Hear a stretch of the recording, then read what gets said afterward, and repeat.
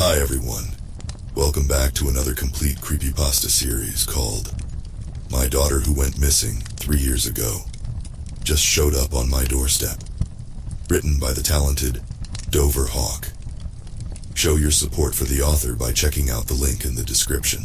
If you're a fan of long, chilling tales, don't forget to like this video and subscribe to MM13 for more spine-tingling content. Your comments are the lifeblood of this channel, so don't hesitate to say hi, share your story ideas, or let us know what you think about this series. I love hearing from you. Now, without further ado, get comfortable, turn up the volume, and let the haunting begin. My wife and I had just sat down to dinner when we were interrupted first by the sound of the front doorknob twisting, then by 3 loud knocks. I stood up from the table and went to the front door, wondering who would have tried the knob first before knocking. My brother, maybe. But it was a little late for a visit from him on a weeknight. The sound of the rainstorm outside grew as I opened the door. When I saw her standing on the porch, covered in rain and mud, my heart nearly leapt out of my chest. "Hi, Daddy," Sarah said. The way her eyes and nose were scrunched up told me she was crying, even though the rain washed away her tears the second they fell from her eyes. "Can I come inside? It's so cold." I heard something glass shatter in the kitchen, then rushed footsteps. I grabbed my daughter in a tight embrace and began to sob. "Oh my God, you're home," I said. 3 years ago we had reported our daughter missing. We told the police that we had put her to bed one night, and the next morning she was gone. The police found that her bedroom window showed evidence of having been pried open. My wife Hannah and I hadn't heard anything that night, and the neighbors all agreed that they hadn't either. What happened next was the largest search party in our small town's history. It's not often 13-year-old girls go missing, especially under such terrible and mysterious circumstances.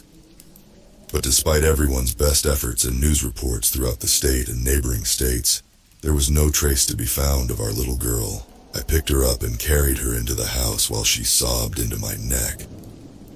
I heard my wife turn the corner, let out a small scream, then run to join us in our first complete family hug in 3 years. "What happened?" Hannah asked. "Did anyone follow you here?" "No," Sarah said through her sobs. "I don't know what happened. I just woke up in the dark and started trying to find my way home. I don't know where I was, somewhere in the desert, I think, and I just started walking." I set her down and looked at her again. Her hair was long. It probably hadn't been cut since the night we lost her, and the clothes she wore looked like they had been given to her by a homeless person. "Let's get you a hot shower," my wife said. "Are you hungry?" Sarah sniffed and nodded. "Can I have a peanut butter sandwich?" "Anything," my wife said, now choking back tears of her own. "I can't believe you're back." We dressed her in some of Hannah's old clothes, which were still a little large for Sarah. I promised to go to the store first thing in the morning to buy a whole new wardrobe. The rest of the evening was spent with tears and laughter. Hannah and I couldn't believe she was back, and with no recollection of the time between the night she disappeared and when she woke up. Perhaps that much was for the best. After Sarah was asleep, we put her in the office with an air mattress and promises of a new mattress along with her new clothes. I sat outside on the patio with a glass of bourbon in one hand and a cigarette in the other. My wife came outside and softly closed the door behind her. We sat in silence for a moment, then she finally spoke. "What the hell do we do?" Her voice was low and shaky. I shook my head slowly and took a long drag from my cigarette. "I have no idea. Thank God she doesn't remember anything," Hannah said, taking a sip of the wine she'd brought with her. "You don't think she knows, do you?" "Shh," I said sharply, trying to keep my emotions level, which was difficult because I was on the brink of panic myself. "We shouldn't talk about it." She took a sip of her wine and lowered her voice even more so it was just barely above the sound of crickets chirping in the grass. "You don't think she can hear us, do you?" "I don't think so," I answered slowly. "But I didn't think a lot of things before, and look at what happened." We sat again in silence for a long while, both reflecting on the night she disappeared, and the lies we told to every police officer and news reporter that came our way. Keeping the lies straight had taken months of practice, but somehow we'd pulled it off. But that wasn't even the hard part. The hard part was keeping the whole plan away from Sarah. The year or so we'd spent planning the whole thing in secret, talking to the neighbors to get their cooperation, all while doing our best to keep the life-changing event as far out of our minds as possible. "She's bound to find out what we did," Hannah said. "We're not so good at keeping things away from her as we used to be." "It's just like riding a bike," I said, hoping more than anything I was right. The fact of the matter was that 3 years ago, Hannah and I had committed the unforgivable act of filicide. We'd killed our own daughter, the very one that was now 3 years older and slept on an air mattress inside. If that wasn't bad enough, shortly after doing so, for good measure, we had moved across town to get a fresh start, and although we never said it out loud, even to each other, because we were still terrified even though she was gone, we were careful not to list our address on anything. No yellow pages, no direct mailing, nothing. And yet Sarah still managed to find us. We hadn't wanted to do it. We spent years convincing ourselves that we were in control, that it was just a matter of good parenting. After what happened to the Jarvis boy, though, we knew that for the sake of ourselves and everyone around us, there was only one thing to do. I took another drag from my cigarette. I hadn't realized until that moment that my hand was shaking, and stared out at the night sky, trying not to think about everything that led up to that night, but being able to think of nothing else. Sarah was a beautiful, smart, and happy little girl. As new parents, everything we did revolved around her. I couldn't wait to get home from work just so I could hold her. Hannah, as exhausted as she was, loved the late-night feedings because she got extra time with the baby. We bought toys and clothes for her every time we ran to the store. We were completely under her spell, which is why we found it so strange that very few people actually wanted to interact with her. Both our mothers came down to visit during the weeks after Sarah was born, each simply bubbling over with excitement about meeting their new granddaughter. But neither of them stayed in the house for more than an hour, and only 5 minutes or so was spent holding the baby. Strangers would actively avoid looking at her, and nobody, not once, ever stopped us to say how adorable our baby was. We hadn't noticed these things at first. The thing with our mothers had definitely rubbed us the wrong way, but the avoidance in public, the sideways glances from people at the store, the way our neighbors never seemed to visit anymore, all took time to finally come together to form the complete picture. People simply wanted nothing to do with Sarah, and for no reason at all that we could understand. We took her to the doctor on a regular basis to track her growth and development, and every time the doctor and nursing staff would do everything they could to get in and out of the room as quickly as possible. Eventually I brought it up that they always seemed to be in a rush, and although the doctor fed us a line about how busy he was, the nurse told me after he left that the room felt weird. She said she had no idea why, but when she walked into the room she was reminded of when she was a little girl and had to go fetch something for her mother from the basement. She said profusely that it was nothing to do with us or our darling little girl. But Hannah and I had begun to suspect the truth by that point, and we knew that the nurse was just being polite. I'd be lying if I said this didn't bother us, but we told ourselves that people would come around eventually, and if they didn't, then fuck them. It was when Sarah was around 3 that we began to feel for ourselves that there was something different about her. We'd long since come to terms with the fact that she made people uncomfortable, but it was at this time we actually dipped our own toes into that pool. Anyone who has been around toddlers can attest that even the best behaved children can be a handful at times. They want to be independent, they want to make their own decisions, but often lack the skills to do so. Although there was a lot that seemed different about Sarah from the beginning, this was not one of those differences. She yearned for independence and defiantly disagreed with just about anything we told her. This went on for some time, and Hannah and I were beginning to approach a method of maneuvering around these disagreements, when Sarah threw us a curveball that changed everything. She started arguing and throwing fits before we had said anything. Hannah first noticed it during an argument with Sarah over what we were having for dinner. I was still at work while Hannah was working out whether we should have grilled chicken or pork chops. She had gotten up to open the freezer when Sarah came running into the kitchen and said she didn't want chicken or pork chops. She wanted pancakes for dinner. Hannah laughed this off and told Sarah that we'd have pancakes another night, which of course quickly turned into stomping feet and red-faced tears, and a timeout in her bedroom. Hannah had told me later that night that the strange thing that struck her wasn't that Sarah had known what she was about to do, but it was the peculiar feeling she got just before it happened.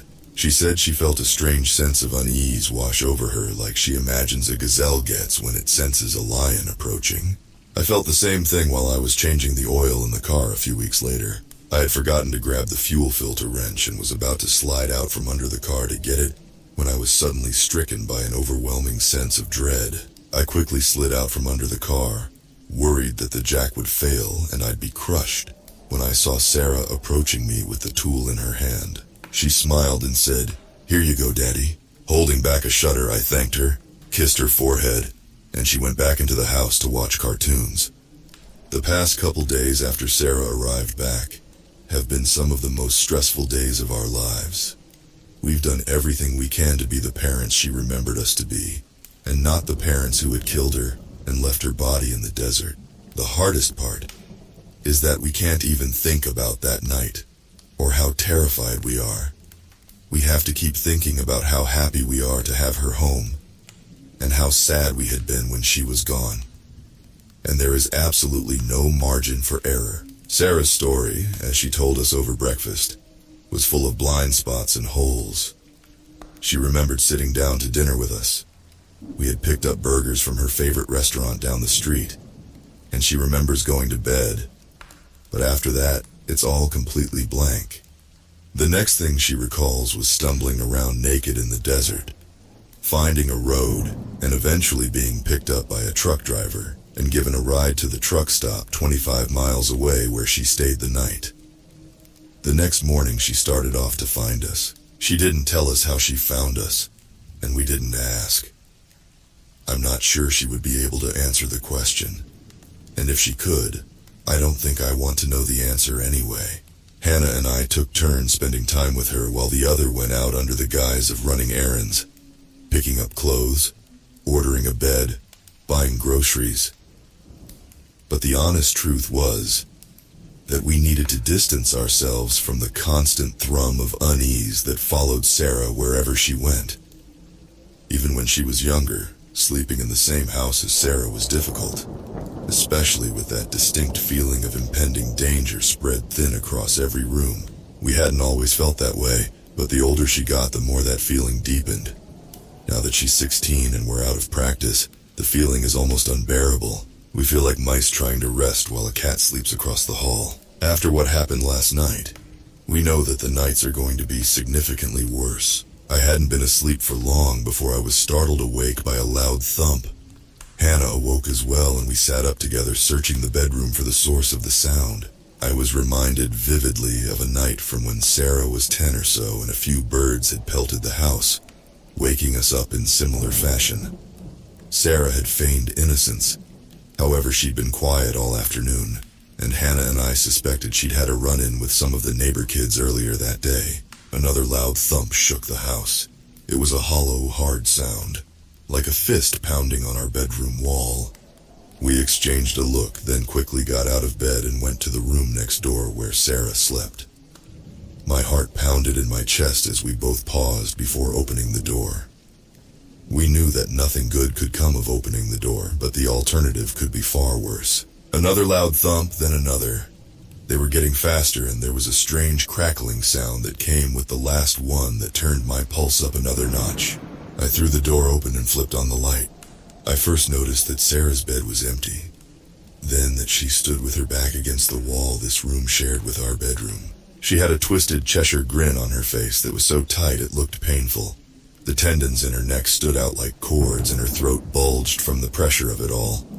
But the smile stopped at her mouth. Her eyes looked like they had been made of glass. We stepped into the room and Sarah thumped the back of her head hard against the wall. The crackling I'd heard had been drywall that I now saw breaking from the spot where her head collided and speckling her bare feet with dust. "Sarah, what are you?" Hannah asked, but was cut off by another thump, then another. Sarah sped up, hitting her head against the drywall as fast as she could. I rushed over to her and pulled her away. Her body was rigid but relaxed as I laid her back down on the air mattress. She looked up at me then. The glass in her eyes was gone, and for a brief moment I could see my baby girl in them. Seeing the faint reflection of the past in those eyes made my heart feel like it weighed a ton. The moment passed and her eyes grew their hard look again. It was the cold, unfeeling look I'd seen unwavering since the incident with Preston Jarvis, and the horrors that came in the weeks that followed. It was the look that ultimately led us to commit our own unforgivable sin. "My head hurts, Daddy," she said in a small voice. "I know," I told her. "What were you doing?" "I had to get them out," she said. "What?" I asked. "The memories." Sarah was 6 when we first saw her strange talents affect the physical world. Until that point, it seemed that whatever she could do was strictly tied to an ethereal plane. She could change our emotions and read our minds to a certain degree, but she certainly wasn't bending spoons or levitating off the ground. Either of those would have been preferred. It was sometime in July. The weather had turned from warm to hot, and the dog days of summer were upon us. A scream and a crash from the kitchen destroyed whatever tranquility had been in the house that day. I came running into the room to find Hannah precariously balancing on the counter and a glass of iced tea smashed on the floor. She saw me and immediately pointed to the stove. "It went under there." "What did?" I asked. "The mouse." I laughed and earned daggers from Hannah's eyes. She'd never been one to cope well with household critters. "I'll get a trap." Just before I turned to go fetch a mousetrap, I saw a black blur bolt from beneath the oven. Hannah shrieked again, and I went for the broom that hung in the closet next to me. But before I could do anything else, the mouse stopped suddenly in the middle of the floor, with the broom in hand, wondering if I could somehow sweep it out of the house. I approached the rodent. As I got closer, though, I noticed it wasn't moving. Its ribs weren't expanding and contracting the way they do in little animals, nor was its head twitching around as it searched for a place to hide. In fact, this mouse wasn't even standing.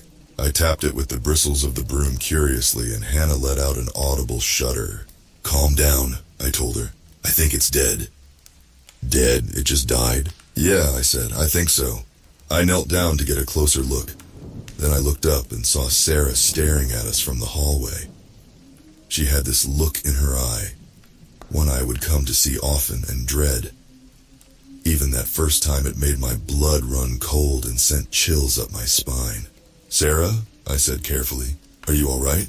She looked at me and the look was gone, melted away to expose the happy face of the little girl I loved so dearly.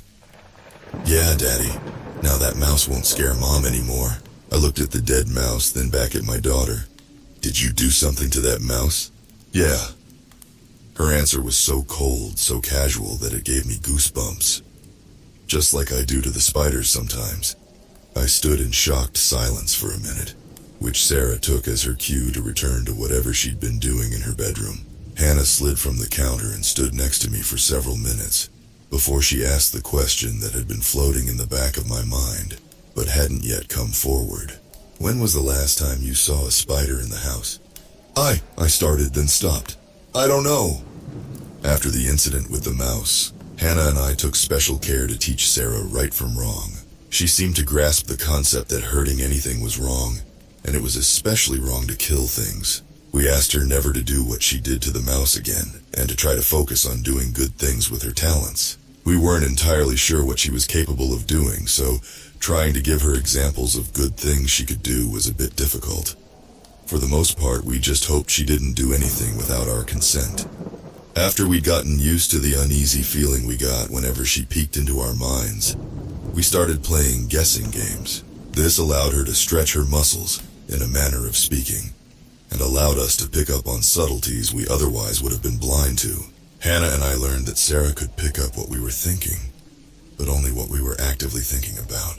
If there was a secret we didn't want her to know, we could keep it from her by keeping a song in our heads or thinking about work. This skill, which we initially used to keep Christmas and birthday presents secret, would become vitally important and likely saved many of our lives years later. Outside our home, things were significantly different from Sarah. Very few people got used to the way she made them feel. That inescapable feeling of danger looming that she seemed to exude was difficult to ignore. It took several years, but eventually our neighbors did start coming around again. Bob, an elderly man across the street who lived for his rose bushes, was the first person outside of Hannah and myself to really open up to Sarah. With a wife who had passed away 3 years prior and his only grandkids living 2 states away, it surprised nobody to see that he and Sarah found solace in the other's company. Like all the other neighbors, Bob politely declined any invitation into our home, regardless of the weather, and he never spent too much time with Sarah. But if she was playing alone in the front yard, as she often did, it wouldn't be long before Bob came shuffling over with a bag of taffy or an ice cream bar in his hand for her. He'd give her a crooked grin, tell her not to spoil her dinner with it, and would walk back across the street to trim his rose bushes or fertilize his lawn. Had this unlikely friendship not come into existence, Hannah and I would probably not have known about the incident with Bear, the Rottweiler that lived down the street. The neighborhood children were often cruel to Sarah, which sadly surprised us very little. Hannah and I did everything we could to mitigate it. We talked to Sarah about it as often as we could. We told her that she was loved no matter what the other kids said. But at 8 or 9 years old, the isolation from her peers was devastating. The other kids' parents were of little to no help either, being as difficult or more than their children. Eventually, Sarah learned it was best to keep to herself, which worked for the most part. It was October. The leaves were changing and there was a crisp chill in the air that made us all crave pumpkin spice and apple cider. Halloween was a week or 2 away, but the spirit was alive already, especially for the children in the neighborhood who rode their bikes up and down the street, smashing pumpkins and doorbell ditching helpless victims. Sarah, of course, never participated, which was just fine by us considering the trouble the other kids got into. 3 of these kids lived down the street from our home: Austin Francis, Kenny Ryan, and Preston Jarvis, and they were the worst offenders. If I found eggs on my house, it was one of those boys. If Hannah found the garden torn up, it was one of those boys. If Sarah was being picked on in the front yard, it was one of those boys. They were like a small pack of hyenas, laughing to themselves and wreaking all sorts of havoc. Hannah was doing laundry in the basement, and I was at work that day in October when the 3 boys came riding down the street on their bikes, hooting and hollering like they did back then. One of them carrying a leash attached to a particularly mean Rottweiler named Bear. Sarah had been decorating the driveway with sidewalk chalk when the boys rolled up and stopped at the curb. "Hiya, freak," Kenny called out. "What you doing?" Sarah didn't respond. "Hey," Preston said. "We asked you a question." Sarah again said nothing. Austin took a step forward, unzipped the front of his pants, and let forth a stream of urine all over the chalk drawing Sarah had been working on. Sarah stood up and took a step back to avoid the piss, and Austin sprinkled the pile of chalk she'd been using for good measure. As this back and forth went on, or maybe just back, because at this point there was no forth, Bear grew more and more agitated. Sarah had never had any luck with animals. Most avoided her more than people did. But Bear was a nasty dog without any additional prodding. He'd charge the fence at anyone who passed his yard, snarling and growling and slamming his considerable weight against the chain link, making anyone on the other side of that fence immediately nervous. There was even a rumor that the Ryans had to pick their mail up from the post office, because the mail carriers refused to deliver to that address anymore. Noticing this agitation, Kenny called out to his friends, "Hey, look at Bear. Even he hates her." The dog was pulling at his collar and snarling at Sarah now, large ropes of saliva hanging down from his jowls. "Looks like he wants to get off that leash," Preston said. "I say we let him go and have it whatever's pissing him off." Preston went over to the dog, who was pulling so hard at the leash now that Austin was leaning backward to keep control of him. It was at this point that Bob, who had been watching the scene unfold from his front yard, decided he needed to step in, not knowing that he wouldn't get past the end of his driveway before it was all over. Sarah stepped forward, still saying nothing, and the boys instinctively took a step back. Bear, however, inched forward, the muscles in his neck and chest flexing as he pulled the boy on the other end of the leash along. Sarah took another step forward, now less than a foot away from the beast that weighed more than she did, and that was when the dog stopped snarling. He still pulled at his leash, but the fight had left him. Instead, he pulled and twisted his neck in the way of a dog attempting an escape from a collar. Bear pulled harder, and the links of the metal choke collar broke, tinkling against the ground like lost change. The entire time, Sarah's blank gaze followed Bear. Although he'd felt fear countless times throughout his life, Bob admitted later that watching this play out, and especially seeing the cold, dead, predatory look in Sarah's eyes, was the first and only time he'd ever experienced real, unadulterated terror. Bear got only a few feet away before the orange and white blur of an oncoming U-Haul truck collided with it, and the Rottweiler was no more. The driver leapt out of the cab, and the rest of the scene unfolded as one would expect, with the exception of Sarah, who picked up her piss-covered chalk and returned to the picture she'd been working on, while screams and apologies and tears went on behind her. Moments later, Hannah would hear the commotion and come outside. Bob would call me a day later and tell me what he'd seen. He'd tell me how frightened he was, and how strangely the dog had moved when it made its final footsteps, like a puppet on a string. A week after that, Bob would come outside to find 3 of his biggest, healthiest rose bushes looking black and brittle, while Sarah stood motionless, watching him from her bedroom window. To say that Sarah was different after the incident with the Rottweiler would be a gross understatement.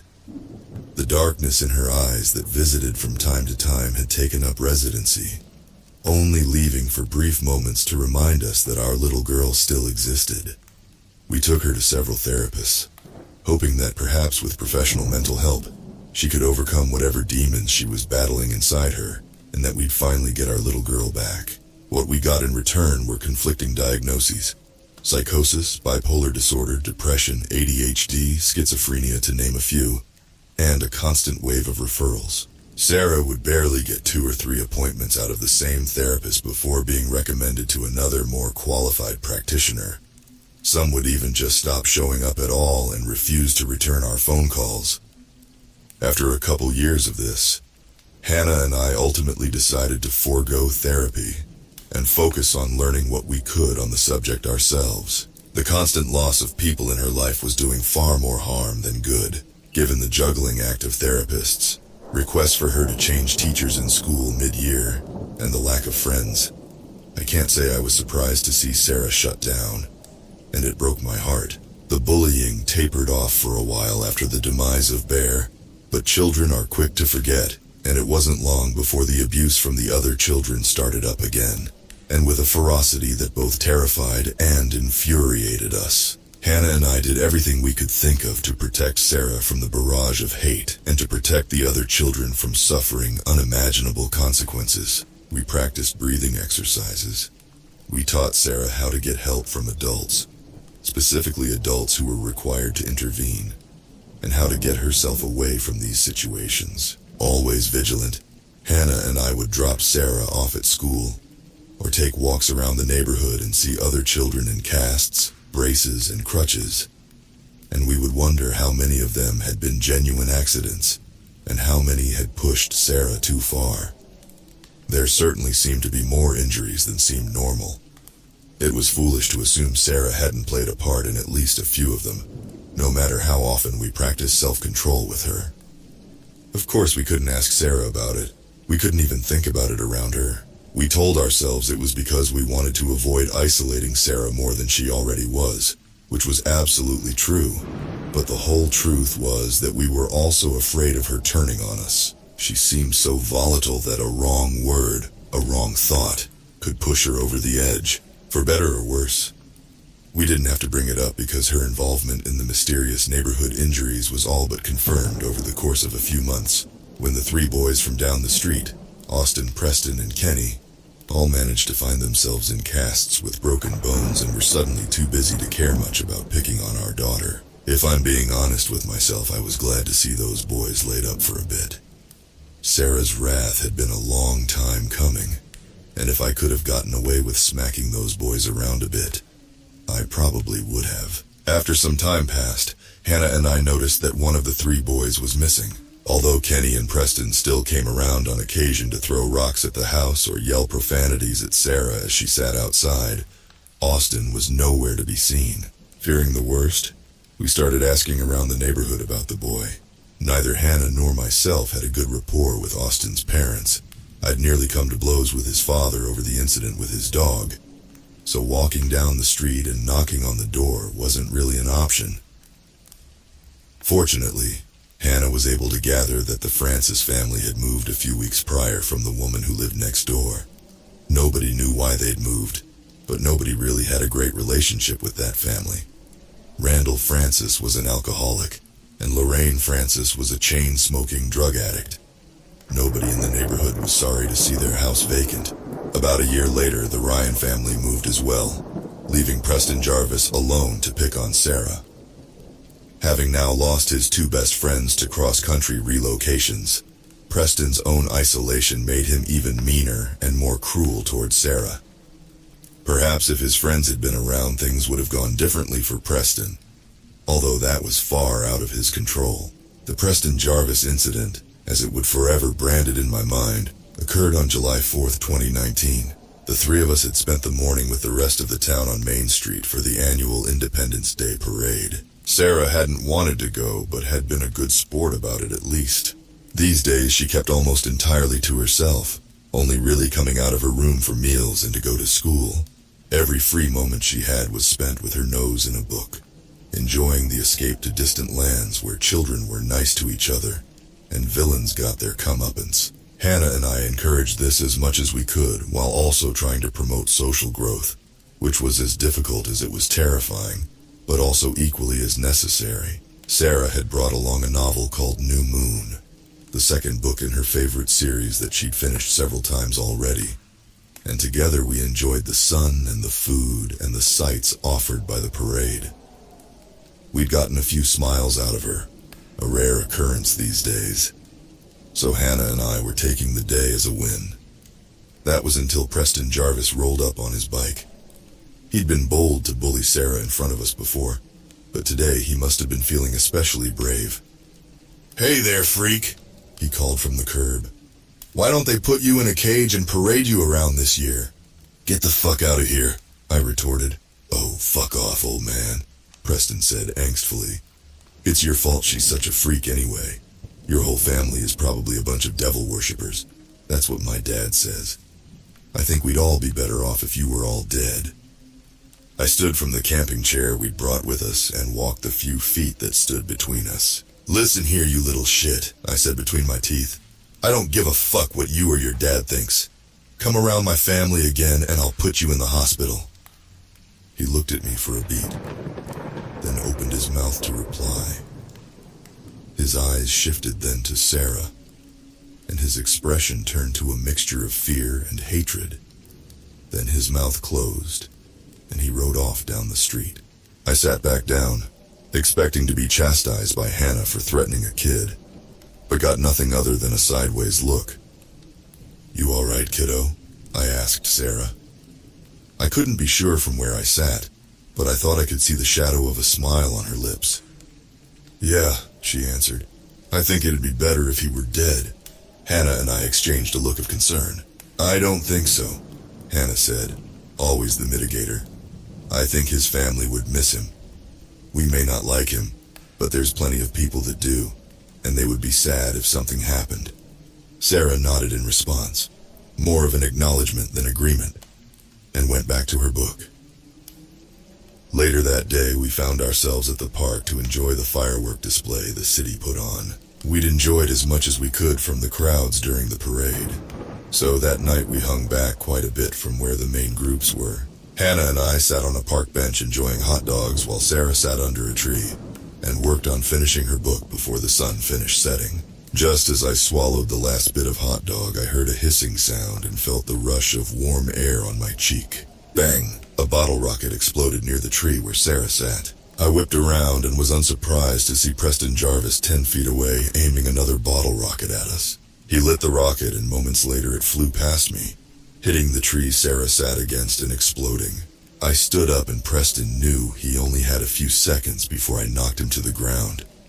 He bent over and picked out the largest from the pile of fireworks at his feet. It was significantly larger than the ones he'd shot at us, and lit the fuse. Before I could get close enough to stop him, the firework went off. It fired several shots, one after the other, turning our small patch of park into the scene from the war move. I turned my back and felt the hot rockets hit my back and shower me in ash and spent gunpowder. I looked up and saw that several of the fireworks had hit their target. Sarah was wiping embers off her face and out of her hair while her books smoldered at her feet. After the firework was spent, smoke and the scent of sulfur hung in the air like fog. I turned around to face Preston. The rage I felt must not have been the fraction of rage Sarah was feeling because I didn't get a step toward the boy before every firework at his feet exploded. He stumbled backward and cried out in surprise and pain. Then a dark spot began to grow at the crotch of his pants, and his eyes widened to a look of sheer terror.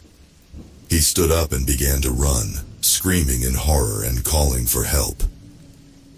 A second later, Sarah rushed past me after the boy. I lunged forward hoping to catch one of Sarah's hands, but she was too quick. The sun had set by now, and the park was growing dark quickly as I bolted after the children. Preston's legs and arms pumped wildly as he ran past trees and bushes, desperately trying to escape his pursuer. He turned and ran into the thicker part of the trees with Sarah hot on his heels. I beelined toward them, calling Sarah's name and begging her not to do anything to Preston. I saw their shapes passing the trees. Preston, then Sarah. Preston, then Sarah. Then it was just Sarah. "No," I cried desperately. "No, Sarah, no." Sarah stopped and I maneuvered around the trees as quickly as I could, praying that I would find anything other than the boy's body at her feet. I was both relieved and terrified when I found Sarah alone. "Sarah, where's Preston?" I asked between hard breaths. "Where did he go?" "Nowhere," Sarah said. I looked around the ground, up in the trees, in the bushes, and there was no sign of the boy. "Sarah," I said sharply, "what happened?" She didn't answer. I grabbed her shoulders, trying not to panic but slowly losing the battle. "Sarah!" I yelled, shaking her. "Sarah, what did you do?" Hannah caught up to us by now and gently removed my hands from Sarah's shoulders. "What happened?" she asked. I could tell she was trying as hard as I was to keep her voice steady. "Where's Preston?" Sarah still said nothing. The glassy, dead look in her eyes remained, unwavering. I looked down then and saw the boy's footprints in the dirt. In the quickly dwindling light, it was difficult to make them out from Sarah's and my own. But with the flashlight on my phone, I was able to track the boy's final steps. He'd run past the tree that I'd last seen him behind, then turned, and then his footprints stopped in the middle of the path. They didn't lead to a tree or a bush. They simply just stopped. I searched for hours and found no other clue to Preston's whereabouts. Hannah took Sarah home and put her to bed. She still hadn't said a word about what had happened, nor would she ever. When I'd exhausted my search of the area, I had Hannah pick me up. We drove home in silence, neither of us sure about what to say, but both feeling unspeakably terrified. I waited anxiously for the phone call from the police, for the news reports about the missing child, for the Amber Alert on my phone, but nothing came. There were no newspaper articles, no breaking news, no missing child posters, absolutely nothing. 2 weeks went by before I had the courage to ask Preston's father about him. We hadn't ever been on good terms, but he had been washing his car while I was out for my morning jog, and I didn't think another opportunity would present itself in the near future. "Hey, Mark," I called from the street. "Hey," he called back pleasantly, which somewhat surprised me. "How's it going?" "Not bad," I said. "I haven't seen Preston in a while. Is he at summer camp or something?" "Who?" Mark Jarvis asked. My heart had been pounding furiously in my chest from the anticipation of speaking with Preston's father, but now it seemed to stop completely. "What?" I asked breathlessly. "Who are you talking about?" Mark wore an expression of confusion, as if I'd just grown a second head. "Preston," I repeated. "Your son, about Sarah's age." The corners of his mouth turned down slightly and he raised an eyebrow. "I don't have a son," he said. "You feeling all right?" I tried to swallow, but my mouth was too dry. Yeah," I managed to get out. "Sorry, I think I might have a little heat stroke, I guess. You better get inside then," he said, his expression now turning from confusion to genuine concern. "Sounds like it might be serious. Do you want me to walk up the street with you?" "No thanks," I told him. "I'll head back home now." He waved goodbye as I walked away, my morning cardio routine completely forgotten. Later that night, long after Sarah had fallen asleep, I would tell Hannah about what had happened. She would look as confused as I had felt for a moment. Then, after taking the time to fully process what had happened, she would begin to sob. We had thought that Sarah killed Preston Jarvis, but the reality was much worse. She had completely erased him from existence. It took weeks for the shock of what happened to Preston Jarvis to wear thin enough for Hannah and I to even think about what to do next. We both tried talking to Sarah about it, but the little girl we'd raised seemed to have evaporated that night along with Preston. Her eyes showed no joy, no love, no hope, nothing but emptiness. We attempted a few times to talk to Sarah about the incident, but it was obvious we couldn't get through to her. When we asked her what exactly happened to Preston, her answer was always different variations of, "I made him go away." She never said she killed him, and I suppose that wasn't entirely inaccurate, but she also said she couldn't bring him back. I'm not sure whether I believed that she couldn't undo what she'd done. At this point, I wasn't sure if she was incapable of anything, or if it was more that she wouldn't undo what she'd done. I'm not sure which option terrified me more. Sarah kept to herself even more than she had in the past. Before, Hannah and I could always carry conversations with her and get her to join us on trips to the store, but now it was nearly impossible to even get her out of her bedroom for dinner. We would go days without seeing her. We only knew she was all right because we could hear her moving around in her bedroom, and the plates of food Hannah would leave in the hallway would be emptied by morning. I tried to stay up late once to see if I could catch Sarah coming out of her bedroom, but I'd fallen asleep around 3 a.m. and by the time I'd woken up, the food was gone. Every night the scene replayed over and over in my mind. When I closed my eyes, I could see the trees silhouetted in the dark, feel my heart racing, hear the terrified final screams of the boy who would be wiped from existence in mere seconds. I had hated that kid. It was hard to deny after the torment and pain he'd caused my family, but I wouldn't have wished his fate on anyone. I tried to tell myself that maybe things were better off this way. Maybe Preston would grow up to be a serial killer or something, but I knew in my heart that was probably not the case. Sarah had an effect on people that brought out the worst in them. Preston was a terrible kid, but would things have been different had his family not moved down the street from ours? Would he not have acted so maliciously if he hadn't been exposed to Sarah? There was no way to know for sure, but these questions are the ones that kept me up at night. That was until the shock had worn off enough for me to finally consider the two questions that I'd been too afraid to broach. Was this the first time she'd done this? And would she do something like this again? I had a thought cross my mind in the wee hours of the morning after all, but the raccoons and crickets had gone to sleep. Originally, there had been 3 boys that tormented Sarah. The other 2 had allegedly moved away, but I hadn't seen a moving van. All we had to go by was the account of the bored and nosy neighbors on our street. I spent days thinking about this before I finally decided to find out for myself. If the Francis and Ryan families really had moved, their houses would be empty. If they hadn't, well, I waited until Hannah and Sarah were asleep. I had no intention of telling either of them anything until I had a solid conclusion. As much as I loved Hannah, she wasn't always good at keeping things from Sarah. She didn't have the same focus I did, I suppose. I didn't blame her for that, but it meant I had to be careful with what I told her. At around 3, I got out of bed and slipped on my shoes.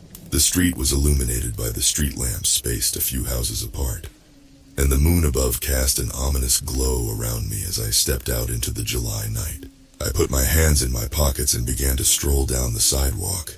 I badly wanted to run, to get there and be done with the whole business as quickly as possible, but I knew if someone did see me, a man running in the middle of the night seemed a bit more suspicious than someone going on a late-night stroll. It must have been only 10 or 15 minutes before I approached the house where Austin Francis had once lived. The yard was mostly dirt, with only a few patches of grass here and there, all framed by a silver chain-link fence that once kept bare the Rottweiler from terrorizing the town. I opened the gate and approached the window. I didn't need to enter the house, just needed to see inside. But unfortunately the curtains were drawn and all I was able to glimpse was a wall of black. I walked the perimeter of the house and attempted another window. Still there was nothing to see but darkness. Sighing, I allowed myself one last attempt before I went to the Ryan household. I tried the knob on the back door. It twisted and the door opened with a soft creak that sent my heart pounding. I stepped in and was immediately hit by the acrid scent of decaying meat. I turned on the lights and was unsurprised to find that there was no power. Using the flashlight on my phone, I toured the house. Bowls and plates still sat out on the kitchen table. The food they had once held long since dried up, leaving gray and brown remnants. Curiously, I opened the fridge, then immediately closed it as the smell struck my face and made my eyes water. I walked the rest of the house, seeing dirty laundry, empty bottles of alcohol, and generally the signs of a house that was being lived in, not a house that had been vacated. The scent grew stronger as I approached the bedroom, terrified to see what was on the other side of the door, but knowing I had no other choice if I intended to get answers. I turned the knob and stepped in. It was a boy's bedroom, presumably the bedroom of Austin Francis. Again, I found more indications that nobody had packed anything away. A television, a PlayStation, video games, model cars, things that no boy would leave without. But none of that was what surprised me. What surprised me were the black splatters of dried blood and tissue and fragments of bone that covered the walls, spreading from the bed like the boy had gone to bed with a belly full of explosives. Not for the first time since entering the house, I swallowed back hot bile from the pit of my stomach. I closed the bedroom door, thinking then to wipe my fingerprints from the knob. Then moved along to the master bedroom where I saw a similar scene. Both Mr. and Mrs. Francis were lying in bed, except their heads had been removed from their bodies and replaced with a similar arc of blood and gray matter painting the pillows, walls, and headboard. After that, I'd seen what I needed to, and left the house in a haze. Once the door behind me was closed, I lost the battle with my stomach and lurched violently in the overgrown rose bushes that were planted a few feet away from the back door. How long ago had it been since the Francis family allegedly moved? I wasn't sure. It had definitely been over a year, probably closer to 2. I racked my brain as I made my way further down the street toward the Ryan house, trying to remember every detail I could about how the information had traveled to Hannah about the families having moved. She'd been the one to tell me on both accounts. She had said she got the information from Tammy Howell, the woman next door who had little better to do than talk on the phone and look out the window. Why would Tammy lie about the Francis family moving? Or had she honestly thought that's what had happened? In similar fashion to how Preston's own father seemed to honestly think he'd never had a son, the Ryan house looked better kept from the outside, although not by much. Weeds had overtaken the lawn, and one of the windows had been broken, presumably by a rock thrown from the street. I again attempted to peer through the windows, but after a few fruitless endeavors, I let myself into the backyard to try my luck with the back door. Again, it opened without a problem. The stench that hit my nose was far less potent than the one lingering in the Francis household, but equally as unnerving. Even still, I expected to find the similar signs of abandonment that I'd found in the other house. But when I flipped on my phone's light, I was surprised to see a somewhat clean, empty house. A layer of dust and dirt covered most of the surfaces. But there was no furniture, no pictures, nothing to indicate that the house was being lived in. It seemed that the house really had been vacated, except for that smell. I followed the smell to a bedroom and opened the door. Again, I had to choke back the urge to evacuate whatever was left in my stomach. My eyes watered as I lifted the light to illuminate the boy's bedroom. This time, instead of the whole room being painted with blood, only half of it was. Lying in the bed were the remains of Kenny Ryan. His left half was perfectly intact, his gray skin taut and dry against his skeleton, while his right half was completely missing. It looked as if he had fallen sideways into a wood chipper. Unlike the rest of the house, this room seemed completely untouched. There were no signs of any intention of packing up Kenny's possessions for the upcoming move. In fact, it seemed as if the family had simply forgotten him. It was with this thought that my heart dropped even further. They really had forgotten about Kenny. He hadn't disappeared like Preston, but he may as well have in the hearts and minds of his family. Is that what Sarah had been trying to do to the Ryan family the year before? There was no way to know for sure. I had no intention of asking her, but that seemed to fit in a morbid sort of way. After spending another few weeks fully processing what I'd found, I shared my discovery with Hannah. I was a bit nervous to pull her deeper into the problem. She had always struggled with keeping things from Sarah, but I felt like the secret would devour me if I kept it any longer. The start of the school year was fast approaching, and Hannah and I were obsessing over the decision whether or not to allow Sarah to enroll for another year. We were terrified that something else would happen, especially given what I'd found out about the Ryan and Francis families. But we also wanted to maintain some semblance of normalcy for Sarah. And if I'm being honest, Hannah and I needed a break from the constant buzz of danger and unease that followed our daughter and had now coated every surface of our house. We hadn't yet made our decision, but decided it was best for Sarah to go to orientation at least. We decided I would go with her to see how she did, if anyone came up to her to ask how her summer was, or to find out if there were others like Preston Jarvis on Sarah's chopping block. Nobody approached her, but there was also no bullying either. All things considered, I took it as a win. When we arrived home, Hannah was gone. She'd left a note telling us she'd gotten a call from the neighbor who needed help with something and would be back late. This struck me as odd, but I did my best to not think about that just in case Sarah was listening in from her bedroom, which she'd made a beeline to the moment we arrived home. Later that night, I received a text from Hannah asking if Sarah was asleep. I told her she was, and Hannah walked in the front door, face red and eyes swollen. She started, then began sobbing. I held her and let her tears soak into my shirt, until eventually she calmed down enough to speak. "I'm so scared," she finally whispered. "Scared of what?" I asked, knowing damn well what she was afraid of. I was afraid too.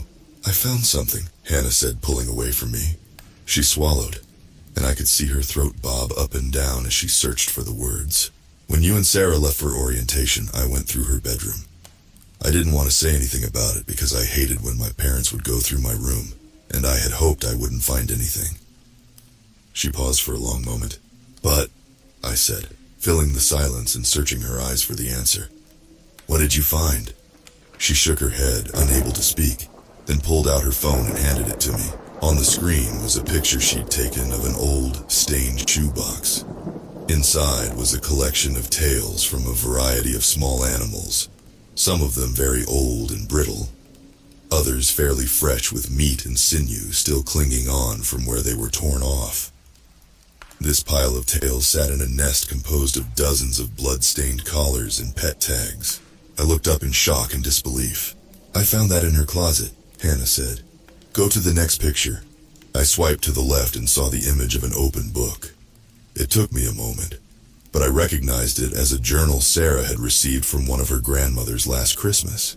Pasted inside the journal were photographs, each with a large X scratched across their faces. I zoomed in and recognized immediately the face of Preston Jarvis. Like this picture, many of them appeared to have been cut out from the school yearbook. I recognized the face of Sarah's science teacher that had requested she be transferred out of her class, and another girl I'd seen just a few weeks before hopping along on crutches at the 4th of July parade.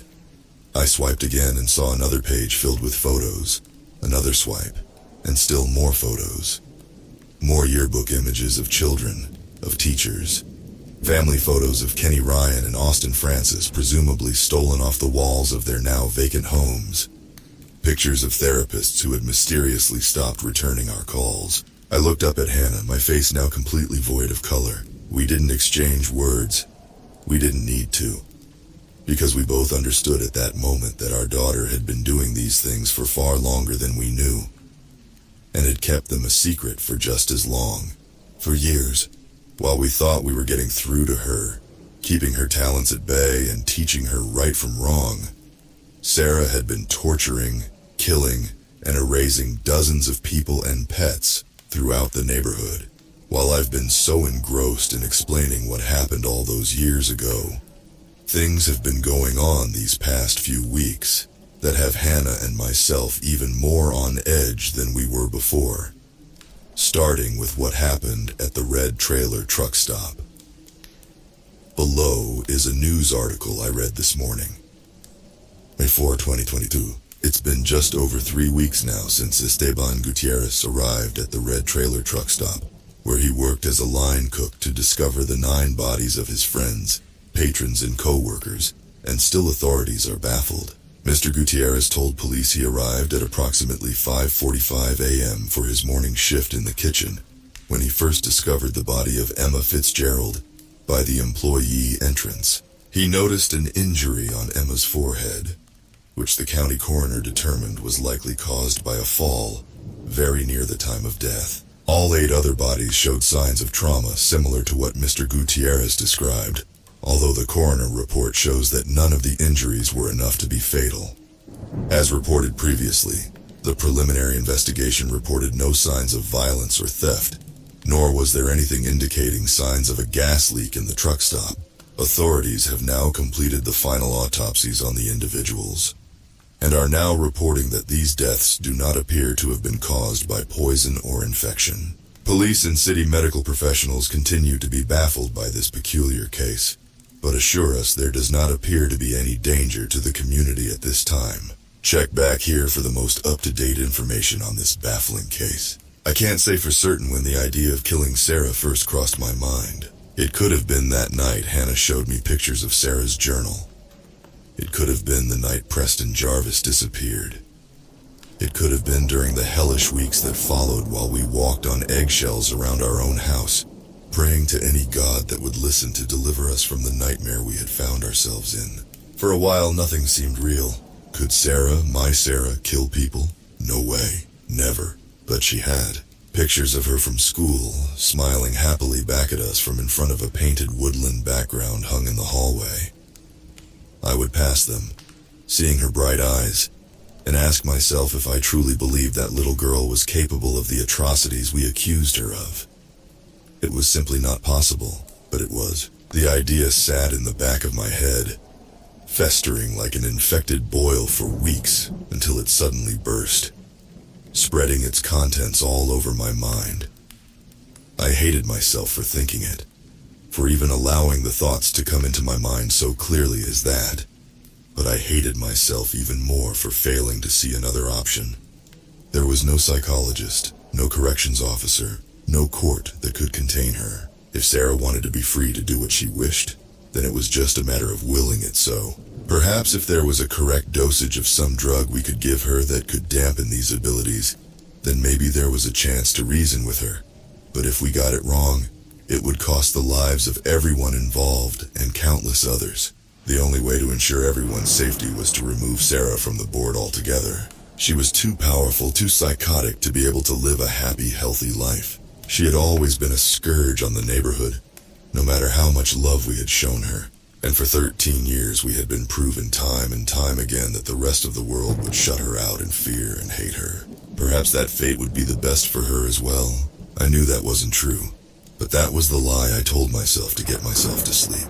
When I brought this idea up to Hannah, I think a part of me wanted her to hate me for it. I wanted her to slap me across the face and tell me how awful I was for even suggesting such a thing. But she would give me no such satisfaction. I had taken her to dinner under the guise of wanting a romantic evening out of the house. After we'd ordered our entrees, however, Hannah called me out. "What is it?" she asked, a note of concern and dread in her voice. I frowned. "Don't give me that look," she said, a bit more harshly than I think she intended. "You got us out of the house so we could talk about Sarah, didn't you? Has something else happened?" No, I said, shaking my head. "Nothing like that." She took a sip of her water. "But it is something about Sarah, isn't it?" I collected myself for a minute, drinking about half my glass of ice water as I did so, then told Hannah my idea. My heart felt like it was going to beat right out of my chest, and onto the plate of Alfredo I'd ordered. Hannah didn't speak for several long minutes. I tried to eat my meal, but at that moment it seemed like the least appetizing thing in the world. When she did speak, her voice was low, quiet, and bubbling over with regret. "I think you're right. I wasn't sure if I was going to laugh or sob. The two balanced each other out, and instead I sat there stoically." "Did you hear me?" Hannah asked. Tears were welling in her eyes, and the corners of her mouth were twitching downward. I nodded, still unable to speak. My throat was burning. We sat for hours in that restaurant. Eventually found our stomachs after some time and were able to put at least a little food down. It was there that we began to hatch our plan. The first part of the plan was to get our neighbors on board. At least Bob from across the street and Tammy next door. They were the most likely of anyone to see or notice anything suspicious. We told ourselves that if either Bob or Tammy refused to help us, or at least corroborate the story we would craft, then we would call the whole thing off. I rehearsed what I would say dozens of times before I found myself on Bob's front porch, with a plate of cookies Hannah had made. Bob smiled when he opened the door and saw the cookies, but when he met my eyes, his smile collapsed. "Come on in," Bob said. "You look like you got something to talk about." He led me in and around the corner where he had two maroon recliners. The house smelled of roses. "Can I get you a drink?" Bob asked, but already he was shuffling to the kitchen.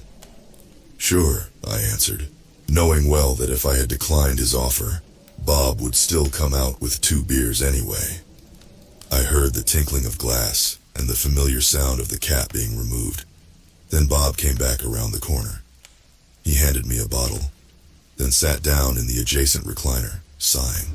"Now what's on your mind, son?" I tried to swallow, but my mouth was too dry. I took a sip of beer and began. "Sarah's not well," I said. Bob raised his eyebrows. "Is it the cancer?" "No, nothing like that," I said. "She's got something wrong with her mind. I'm sure you've noticed that she's different from the other children, and that she makes people feel, well, uncomfortable." Bob nodded. I swallowed another sip of beer. "Hannah and I have done what we can to help her. But things have gotten past a point where we can offer help. Where anyone can offer help." I paused, searching Bob's face. What I was about to say next would condemn me. "Do you remember that day Bear got hit by that U-Haul? That was Sarah. She's able to do things like that, but also much more terrible things. I think that's why people feel the way they do when they're around her. They can sense that she's different, that she's dangerous. A few things have happened. I'd rather not get into the details, but I will if you need me to, that have brought Hannah and myself to the conclusion that..." Bob held up a hand. My stomach twisted around like a coiled snake. "Did I ever tell you about my time in the service?" I shook my head, so taken aback by this sudden change in topic that I momentarily lost my voice. I was stationed near Khe Sanh in '68 and saw more bloodshed than any man should see in his life. Thousands of people died that year. Many nights I would fall asleep to the sounds of gunfire in the distance and wake up to the sounds of men screaming. I can't say I didn't take lives. God help me, I took far more than I care to say, but there were others.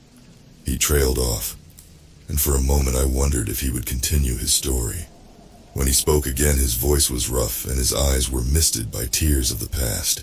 I first met Paul when we were in boot camp together, and he was my only lasting friend throughout the entire nightmare. When the killing started, I didn't think I could be more terrified. But when I looked at Paul, I saw something that scared me even more than the thought of losing my life to the enemy. I could see pleasure in Paul's eyes every time he fired his weapon at another man. He enjoyed it. He loved it. He told stories of his exploits, his murders, as if they were hunting tales.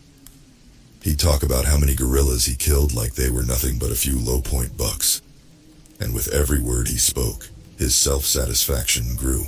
As the days became weeks, and the weeks became months, that look in his eyes stayed. The stories he told became more horrendous, and the man that he once was seemed to be lost forever.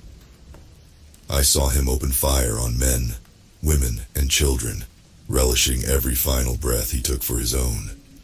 I saw him commit atrocities that I will never speak of. We got our transfer papers one night, and where most men would feel joy and excitement to finally leave the bloodshed, I felt horror. Horror for those that would cross paths with my once dear friend. For I had no doubt in my mind that the killing may have stopped for me. But for Paul, it had only just begun. It was a game to him now, and he would continue to play. The last life I ever took was that of my best friend in the jungle of Vietnam, on the day before we were set to transfer. We had stumbled across a family of travelers along the road, and where I saw people, men, women, children, Paul saw nothing but lambs for the slaughter. He brought his rifle up to his shoulder, and I shot him in the back of the head. I don't wonder if I did the right thing, but if I'd done the right thing sooner, how many innocent lives would have been saved? Bob held the bottle to his lips and finished his beer, then stood up and went to the kitchen for another. "I love that little girl of yours," he called from the kitchen. The note of pain that had developed in his voice now seemed to seep through the walls. I too want what's best for her. I won't hear the question you came here to ask. Such things are better left unsaid, but I think you'll find I've answered it nonetheless. Indeed he had. Hannah and I have both been avoiding watching the news in the house since Sarah arrived home, nervous that something like the news of the red trailer truck stop would come on, and our thoughts would betray us. All it took was one glimpse of that truck stop, and I knew we wouldn't be able to help immediately thinking about that night. It was like having a gun to my head and watching a documentary about lions and trying not to think about a lion, even for a moment, lest the trigger be pulled. The truth is that we had passed that truck stop 2 times that night.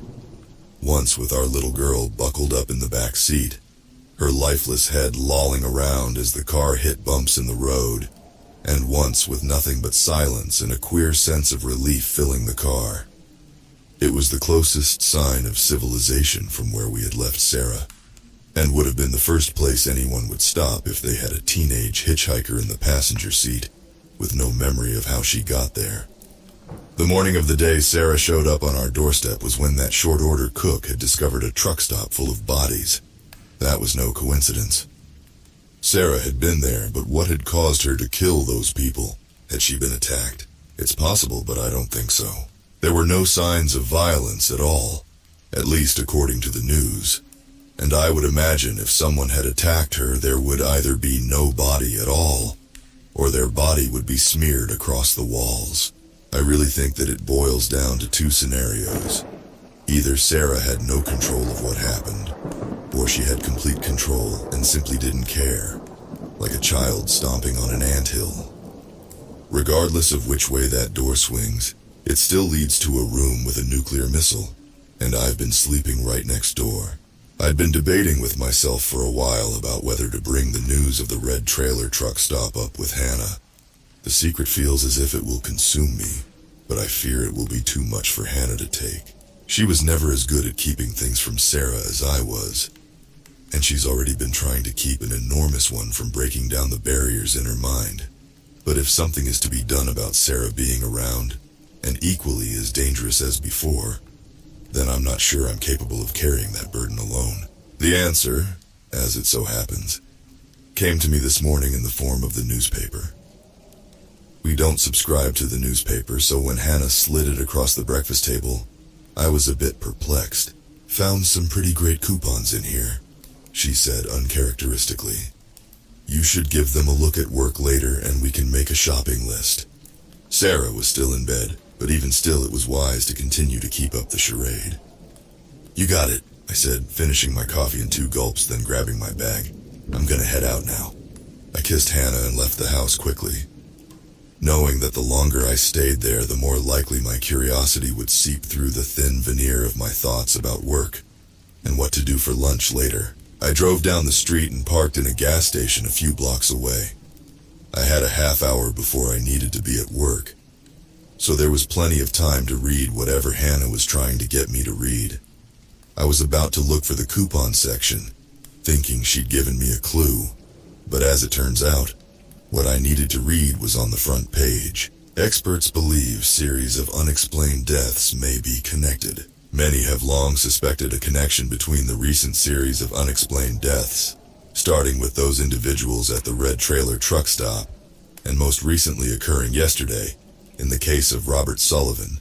But it wasn't until yesterday evening that representatives from the Federal Bureau of Investigation officially announced that they are researching possible connection between these deaths. Including the 8 victims of the red trailer truck stop, there have been over 20 deaths that have baffled both police and medical examiners. If there had been any identified cause of death, FBI Representative Todd Hull states, "We would have entertained the possibility of a mentally ill individual or a group of ill individuals harming the public.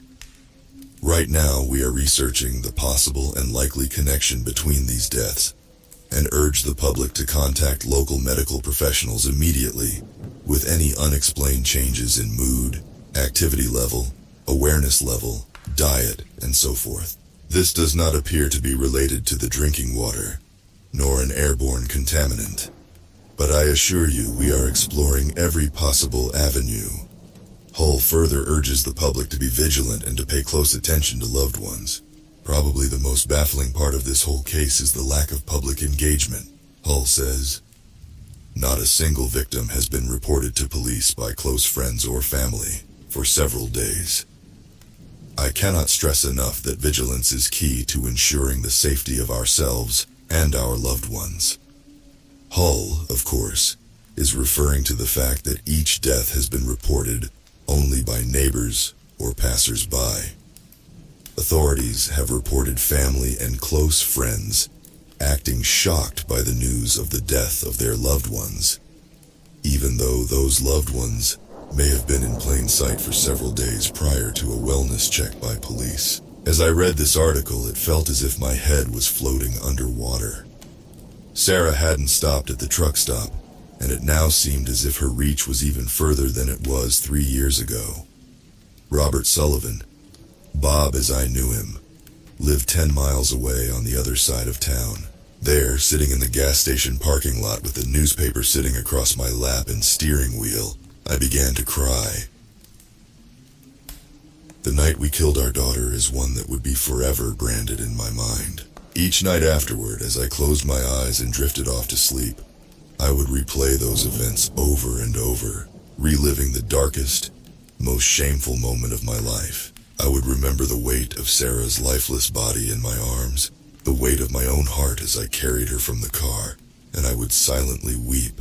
Hannah and I needed months of careful planning before we could make our move, which proved especially difficult because we couldn't even think about what we were going to do, lest Sarah discover our secrets. Every morning as I drove to work, I would finally get the chance to think about how I would take my daughter's life. Every evening as I drove home, I would work to push those thoughts from my brain and replace them with thoughts of how work went and whatever songs were on the radio.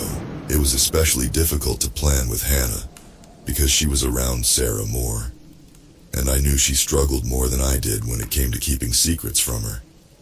We couldn't talk about it unless we were out of the house together, which happened very seldom for fear of what Sarah might do if left to her own devices. It was around that time that Hannah started singing. She always hummed to herself while she did the dishes or folded the laundry, but lately it had seemed like every breath she took was one of song.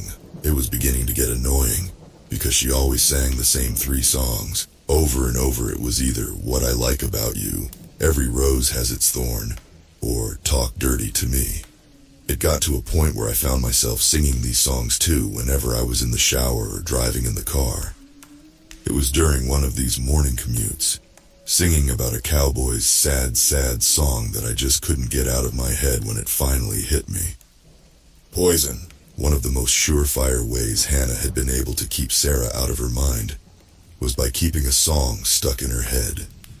I'd assumed that had been why she had started singing more, but I hadn't noticed until that moment that all 3 songs were by an 80s band called Poison, a group I knew Hannah didn't listen to.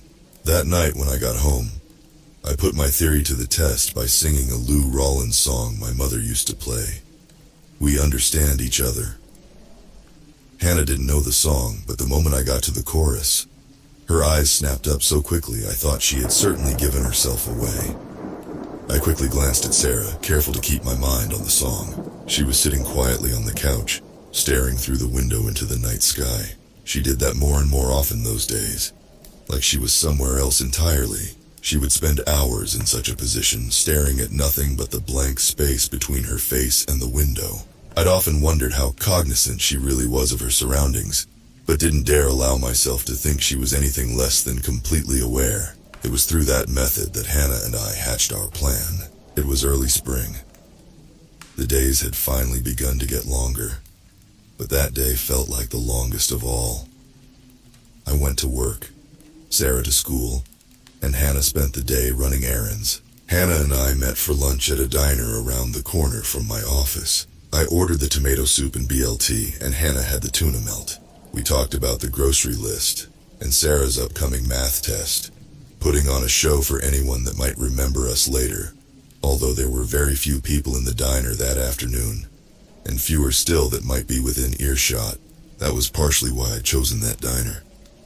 The other part was because I knew the security camera in the corner wasn't working, so there would be no record of Hannah carefully sliding a small envelope across the table, concealed by her palm. The envelope contained a white powder I understood to be midazolam, a potent sedative. As it turned out, the neighbor Hannah had gone to see while I spoke with Bob, Tammy Howell, had a nurse friend with low morals who had been able to procure a pill here and there for Tammy when she asked. It had only taken a phone call and a couple weeks before the drug was in our possession. I'd been hoping for something stronger, but was assured that this should do the trick, especially since this powder had once been in the form of 10 whole pills prior to Hannah crushing them up far more than would ever be used for a single dose. With that kind of dosage, I imagined any sedative would do the job. A few hours later, I was parked in the garage. Next to me sat 2 greasy paper bags and a cardboard carrier with 3 milkshakes. Under normal circumstances, one of the bags would have been opened and half the fries gone. But that night they sat untouched. What little I had eaten during lunch had all come up a few hours later, and the thought of eating anything sickened me. Inside the bags were 3 burgers, each wrapped in foil and held together by a label to identify contents. I had the bacon jalapeno burger, Hannah had the chicken sandwich, and Sarah had her favorite bacon cheeseburger with extra pickles. The sticker had made things a bit more difficult than I'd hoped, but with patience I had been successful in peeling it back enough to slide the sandwich free and sprinkle about half of the envelope's contents in the middle. The rest had gone into her chocolate shake. Of course, I couldn't think about these things though as I sat in the garage, just about how rough work had been and wondering if I was coming down from something or if I just had acid reflux, which would give me an excuse later if I couldn't keep dinner down. I put on a smile and carried the food in as I walked through the door. Hannah met me at the door, kissed my cheek, and thanked me for picking up dinner. Hannah set the table and began dividing up the contents of the bags while I approached Sarah's bedroom.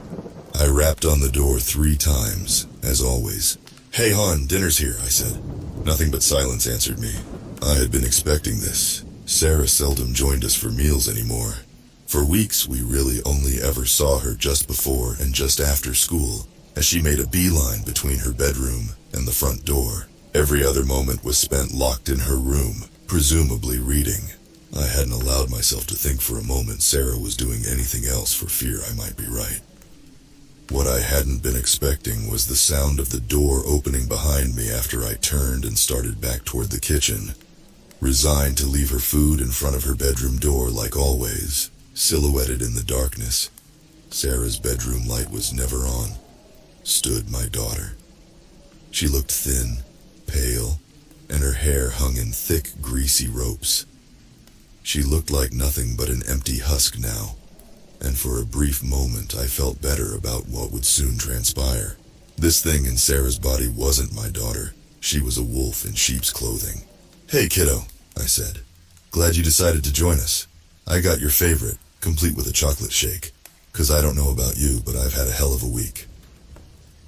Sarah didn't respond with more than an empty stare. We ate in the most poignant silence of my life. Sarah didn't look up at either of us, just ate the food in front of her with her head hovering closely over the plate.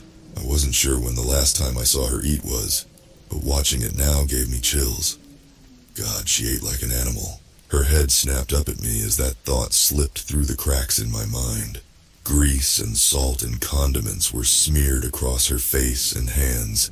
Hatred shot from her eyes like bullets. "Do you want a napkin?" I asked, attempting to sound casual but knowing I had failed even as the words came out. I was staring into the face of a hideous beast. The longer she stared at me, the less human she seemed.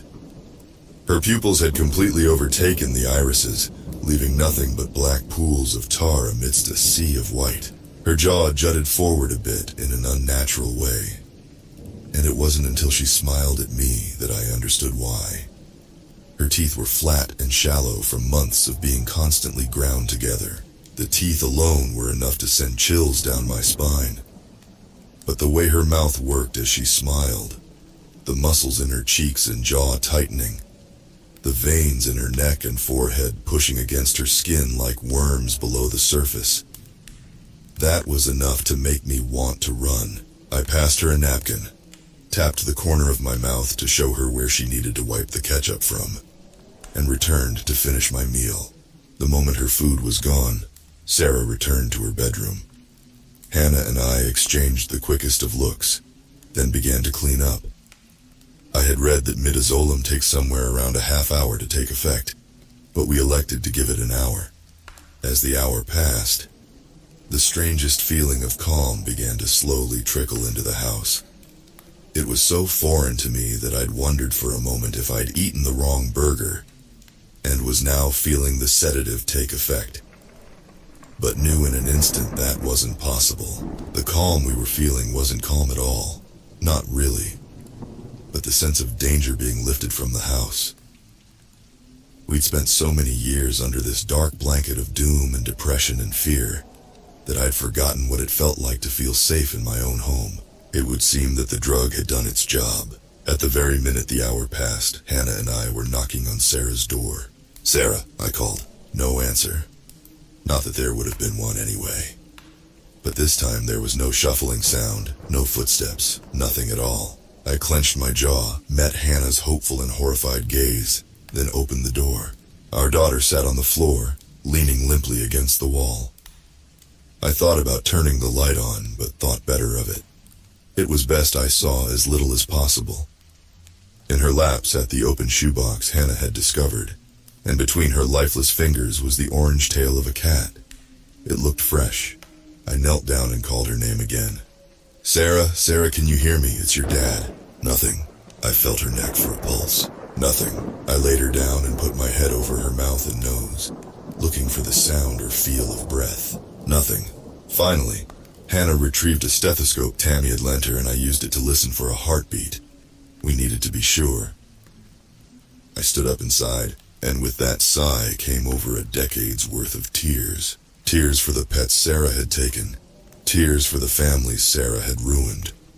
but mostly tears for the little girl who had once brought me my oil filter wrench when she heard in my mind that I needed it. The little girl who had so much potential, but had been born into a world that would shun her and fear her and hate her for what she could do. None of this had been her fault, but she'd had to bear it nonetheless. It wasn't fair. It had never been fair. I sobbed for a long time, holding my daughter's body in an embrace I hadn't dared while her heart still beat. Hannah sat next to me, sobbing into the nape of my neck. We cried until the wells ran dry, and there were no more tears left to express the depression, fear, regret, and relief we felt. The wells would fill again, though, and the tears would be back. But it was best that they had left us at least for the next few hours. We still had work to do. Hannah carried Sarah to the car. She was disturbingly light, and I went to work on the window frame with the crowbar from the shed. Once I'd gotten the window pried open, I cleaned the wood and paint from the end of the crowbar and returned it to the shed. Behind me, Bob's grave face watched from the window. He met my eye as I went back to examine my handiwork, and I gave him the slightest nod of confirmation. He wiped a palm across his face, presumably to catch a falling tear, then closed the curtain. Hannah was already waiting in the car. Behind her, buckled in with a blanket draped across her lap, sat Sarah's lifeless body. This had been something we'd thought about at length, and had been the topic of conversation several times when we'd found ourselves able to actually speak plainly, without fear of Sarah overhearing. We had no idea how the medication would affect Sarah, nor did we know if killing her was even possible. So Hannah had the idea of buckling Sarah in the back seat. If she suddenly woke up, we would have a better story to tell her than if she awoke in a locked trunk. We drove in silence for 2 hours, passing the red trailer truck stop along the way, before we reached the point where roads became trails. Then another hour, as we forged our own trail through the desert. We drove until we finally found what we had been looking for. A distant mine shaft that hadn't been used in nearly half a century, after a cave-in took the lives of a dozen men. This wasn't the main shaft that usually saw its fair share of graffiti artists and ghost hunters, but one on the other side of the former compound that was seldom used because of how small it was. It was only large enough to shuttle equipment from the mine to the surface, but if a person was small enough they could slide themselves down and never see daylight again.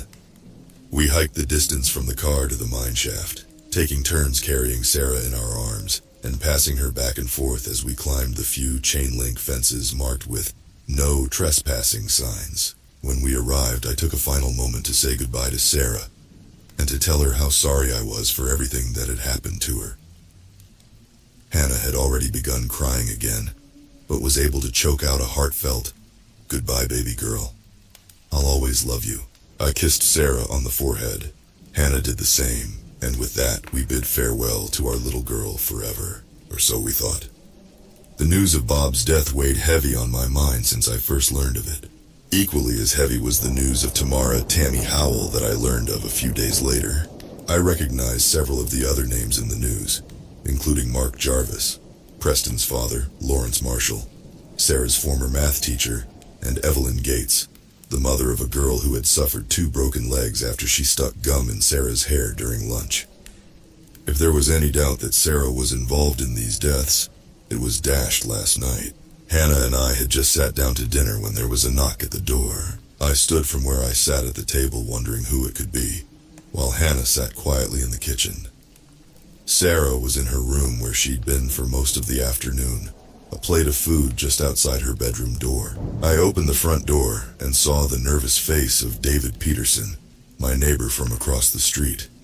He was a slight man, not elderly but approaching his twilight years, who had made a living for the past 2 decades as a business accountant. Complete with thick-rimmed glasses and a pen in his breast pocket, Dave couldn't look the part better if he tried. "Hey Dave," I said, a bit bemused. "Everything all right?" "I actually came over to ask you that," he answered.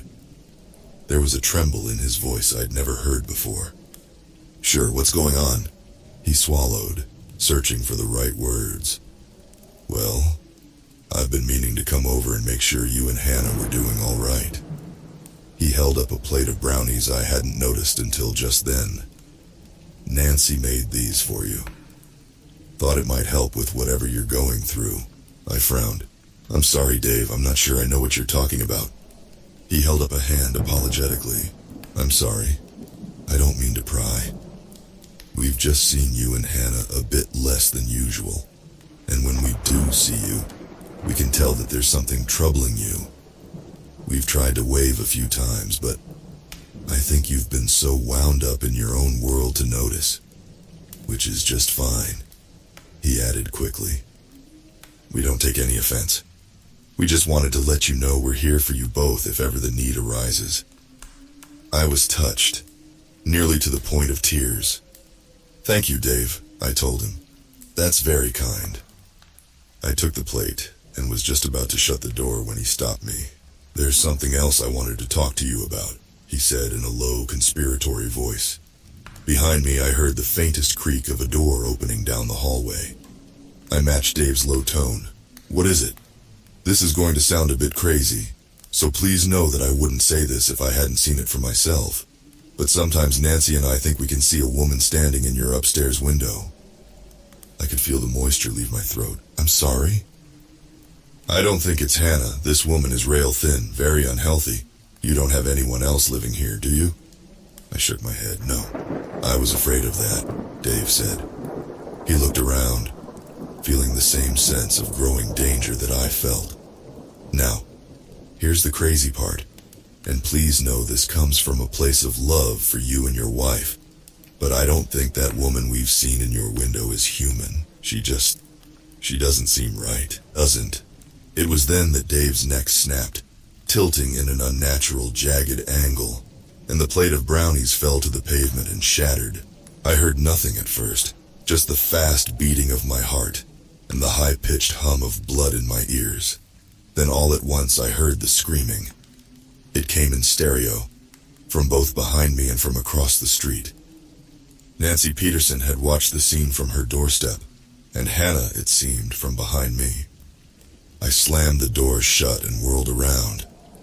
Hannah had indeed been standing behind me, and behind her, wearing the same Cheshire grin I'd seen the second night she'd stayed with us, stood Sarah. Her hair fell in her face in twisted knots, and although her mouth was shaped in a crescent moon of lunatic joy, her eyes were like that of a corpse. "He shouldn't have thought those things," Sarah said tonelessly. "They always think those things." Hannah continued screaming, her arms and hands shaking. She looked at Sarah, then at me, and that look told me far more than it should have. It told me she was helplessly remembering that night and every night leading up to it, which would be her demise. The screaming stopped abruptly, or at least the sound had. Hannah's throat still flexed and her veins still stood out in her neck, but no sound escaped her throat. "Sarah," I began, but I suddenly lost my own voice as well, and all I could choke out was a dry wheeze. "She was never as good at the game as you were, was she?" Sarah asked me in the same toneless voice. She would sing songs trying to keep me out, but eventually her thoughts would trickle through. And her dreams. "What are you talking about?" I thought to Sarah, still unable to speak but knowing she could hear me. "Don't pretend, Daddy. She told you everything. She poisoned my food that night, dumped me in the desert and left me to rot, and told everyone that I'd simply gone missing. Everyone but you, that is. You helped her do it. You helped her carry me to the desert and leave me there to rot." Sarah closed her eyes, and for a moment her hold on Hannah's throat waned, and my wife was allowed a final, ear-splitting cry. Then she was gone. Just like Preston Jarvis, Hannah, my wife and Sarah's mother, had been erased from existence. I fell to my knees and began to sob. Sarah approached me slowly, then knelt down and pressed her lips to my ear. Her breath was hot and putrid, the scent of rotting meat that I would later find in the form of a half-eaten bird in her bedroom. "I won't take her away for you like I did Preston's parents. You don't deserve that. Instead, I'll leave her in your mind, but only just enough to know you've forgotten." I looked up and met her eyes for the last time. seeing nothing but two black, hateful pupils. And then Sarah was gone as well, and I was alone. I didn't allow myself to think about it then, and wouldn't allow myself until long after the feeling of dread had been lifted from the house. But when it had, I felt a wave of regret and love crash into me like a freight train. My wife hadn't been able to keep Sarah out, and she'd known it. She couldn't keep Sarah from finding out the truth, but she could keep her from finding out the whole truth. She'd twisted things around enough to give me a chance for mercy, to allow Sarah to believe that Hannah had been the instigator, and had only involved me after it was too late, which I know I don't deserve. The police did come eventually to collect Dave's body from my porch. A passing jogger had seen his corpse lying on my porch and had called 911. Even though his wife had seen what happened, had screamed his name as he fell to the ground, she told the police the last thing she remembered was having her husband take brownies over to the neighbors, and that she'd been unaware of the fact that he lay dead in plain view right across the street. I'm inclined to believe her story because I've seen what Sarah can do, and perhaps that's Sarah's way of granting mercy. With every breath I take, I can feel a little more of my wife's memory slip away. I know it's still there, somewhere deep in my mind, but trying to recall things about her is becoming harder and harder, like trying to recall a dream after waking up.